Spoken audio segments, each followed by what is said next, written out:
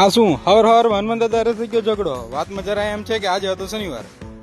નાઈ ધોઈને તૈયાર થઈને અગરબત્તી અને તેલ લઈને નીકળી ગયા હનુમાન દાદાએ તેલ ચડાવવા માટે. ડંકો વગાડીને હનુમાન દાદાને કીધું, જાગો હનુમાન દાદા, તમારા ભગત આયા.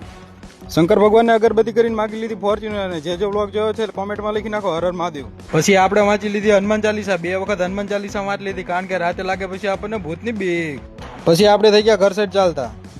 ઘરેથી આપણે આવી ગયા વાડિયા અને આપણે વાઢવાનો તો ઢોરા માટે રચકો. ફૂલ બાકા ચીકી બોલાવીને આપણે ઢોરા માટે એક ગાડી આખો રચકો વાટી નાખ્યો. ત્યાંથી સીધા આવી ગયા આપણે મોટર ચાલુ કરવા. મોટર ચાલુ કરવા માટે આપણે લઈ લીધું પેચ્યું અને મોટર ચાલુ કરી નાખ્યું. આ છે આપણો કૂવો. આમાં તમે ઠેકડો મારો નીચે અને જાઓ સીધા ઉપર. ફાઇનલી આપણી મોટર થઈ ગઈ ચાલુ અને આપણે વાળવાનું છે રચકામાં પાણી. પાણી વાળતા વાળતા યાદ આવ્યું તો લાઈન લઈ જવાની હતી બીજા છેડે, તો ખભે લાઈન નાખીને આપણે થઈ ગયા લાઈન પાથર વાળતા. લાઈન પાથરી દીધી ને હવે આપણે કરવાનો હોય હાંધો.